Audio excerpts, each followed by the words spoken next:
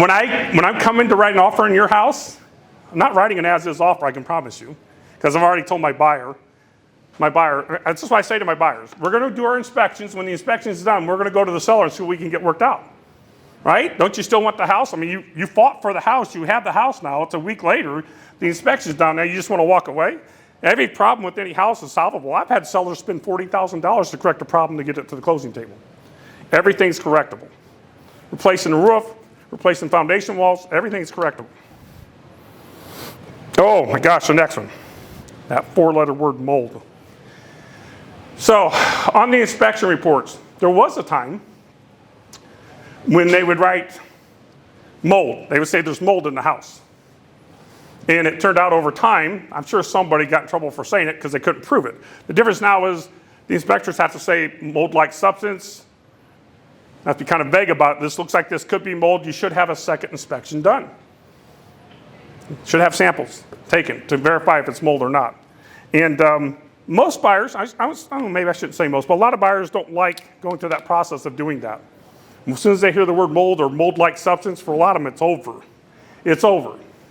That's why I call it the four-letter word. I've actually had buyer's agents come to me, oh God, it's got mold in the house, I didn't want the house anymore. And I'm like, well, let's fix it. Guys, as you sit here today, you understand how many different species of mold there is? It's over 100,000 different species of mold. It's everywhere. As you're sitting here, you're breathing in mold. Probably a very small quantity your body wouldn't even notice, but it's everywhere. So every house you show to a buyer is present. The question is at what quantity and what kind of mold is it? Is it really a health risk? And if it is, let's get it remedied. Just like replacing a roof. Let's get it remedied. It can be remedied. Just because a house has mold today doesn't mean it has to have mold tomorrow. For mold to exist, it has to be dark, like the drywall. When you put the drywall on the stud wall, that stud wall's dark forever until the drywall comes off for the entire life of the house. So if moisture gets introduced to that, I guarantee you there's going to be living mold. Is it enough to affect the occupants of the house? I don't know. You should have it tested, air quality tested. If a buyer is concerned about that, and I say this to them, if you're concerned about that, let's have an air quality test done. Just because you can't physically see mold doesn't mean there isn't mold in the house. So if you're really concerned about it, let's get an air quality test done. So again, it's this conversation you should be having before, but obviously in the middle of the deal, it's harder when it's in the middle of the deal when the buyer's already decided. It's over. I say this all the time, perception is more important than facts. When a buyer has a perception the house has mold, kind of like spiders, you know. My wife is afraid to death of spiders. She sees a spider, she wants to blow up the house. But most spiders we've ever seen in our house are perfectly harmless, but it doesn't matter. It doesn't matter. Just like most mold, a lot of mold that's in a house, especially the quantity of the type of mold that it is, it's not a health risk, but we can't prove it. People don't care, they've already decided. So you have to have the conversation before. It's a natural part of our life, just like a lot of things, and it's manageable. It can be corrected very easily. We don't have to go running away. This is your job to manage this before it happens. Oh, I love this one. Number 4 is the appraiser and inspector. Now, for the most part, we all know they're not. But for new agents, especially new buyers, the email they get from the mortgage company quite often will call the appraiser or the inspector. Or they will say, we have to send the inspector back out to check the house to make sure the items that had to be done per the appraisal got done. They'll say the inspector has to go back out. So I've actually had agents that I've trained in this business actually argue this with me because they're confused about how these two are tied together. They're not. I always found it interesting that the inspection report is not given to the mortgage company. I don't even want it. Can you imagine if we were required to give the inspection report to the mortgage companies? How many less deals we'd have to do? No, seriously. If these mortgage companies understood what they were really buying with the buyer, what the buyer's taking on themselves, how many less deals would we do? We have the information. If they say, hey, we got to have the information, you'd have to give it to them, but they don't ask for it because they don't care. All they want to know is the appraised value. In case they have to take it back, that they're not upside down on it. And they allow the appraiser to be their inspector. That's why they call them inspectors. But they're not. So from our perspective, because some buyers want to just use what the appraiser says. Well, the appraiser is no more an inspector than you or the buyer. They just do this visual thing. They walk through a house. It's like when we walk through a house for a showing, that's what they're doing. They don't have equipment to plug into outlets or to take infrared pictures on the wall to see if there's water behind the wall. They don't have that equipment. Yet they get called inspectors. The only time that I know of, and I found this out in the last year because I used to tell agents this all the time, that the mortgage company doesn't want inspection reports. There's only one exception to that. It's not actually the mortgage company. Type of loan that's called USDA Direct. It's called different things, but it's USDA Direct. It's a special type of USDA loan where the buyer goes directly to the USDA. Bypass the mortgage company, they go directly to the USDA. I closed one last year. It took 4 months to close because they're that far behind.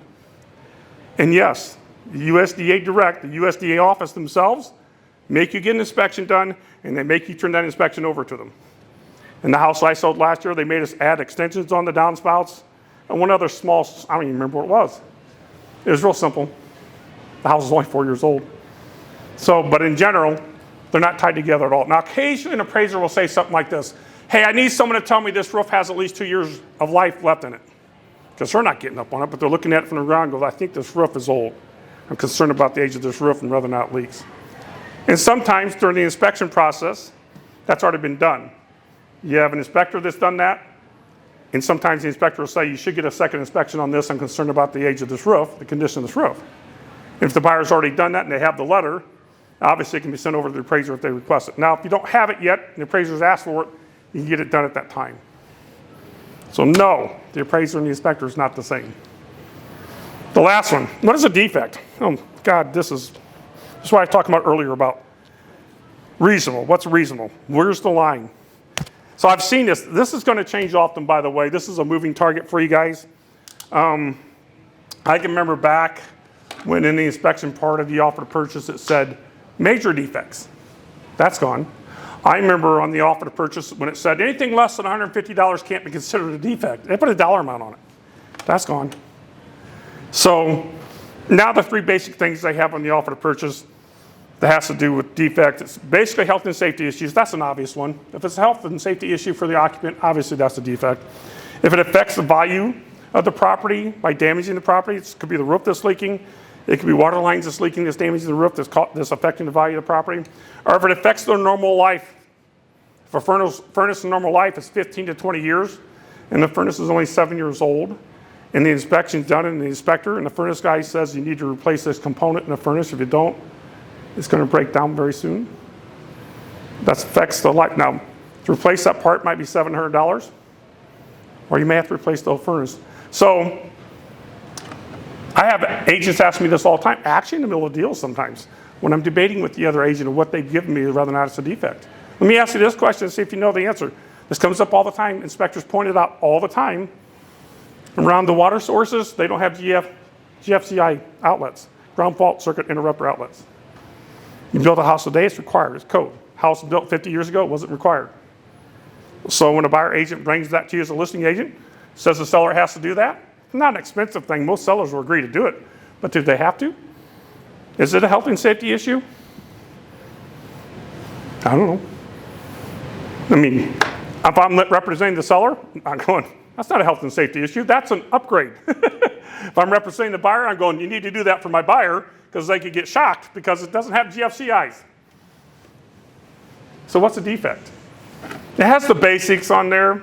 On the offer to purchase, it gives you the basics. Understand this is a moving target. It's going to change over years with the forms committee, with the real estate attorneys. If we had 100 agents in this room, if we had 5 agents in this room, 10 agents in this room, when you all sat down and decided what defects were, what is and what isn't, we'd all come up with different answers. So I can stand here today for someone that's been doing this for a very long time and try and talk to you about what defects are, and I can give you general terms, but the nuance, there's a lot of nuance in this business. The nuance part of the business where you have to still bring a deal together and keep a deal alive and keep a deal reasonable. That's where it gets difficult. Questions? Anything you want to share? Anything else about real estate we can talk about? There's so many other things I could discuss about real estate. Go ahead. Is a pushmatic breaker system a defect? Oh, on a breaker panel. Breaker panel, we got an electrician in the room. You know, I mean, I argue this all the time, and I don't understand how 97 hours. So I can kind of add on to this too, because I've been seeing a lot lately where I've been going into homes that have been having inspections by these home inspectors. Bushmatic is not a defect. If it's grandfathered in, it's already there, it's already existing, it can be serviced, it can be there, there's nothing wrong with it. Are they hard to find? Yes. You can get the remanufactured ones from China on eBay. To have them replaced if they do go bad, but it's not a defect. It works, it's grandfathered in, it's existing, it's fine. But I've been having other inspections where like I've been going in and the inspector's like inside the panel where they're like there's double landed grounds or double landed neutrals on the ground in the neutral bar. Okay, sure. Like I'll go in and fix that and they say, bring in a licensed electrician to go through the electrical in the house. Well, like he's pointing out like one or two things, and I have photos that I took, and I go in this house and I find like 5 or 6 other things. Some of them that would be considered a defect, like just free air, number 6 THHN, not in Romex, not in pipe, just wire. That's just was hillbillied into the panel, and it was feeding their dryer plug. And then they had their water line bond, and I'm surprised you didn't catch this. They had the water line bond from the water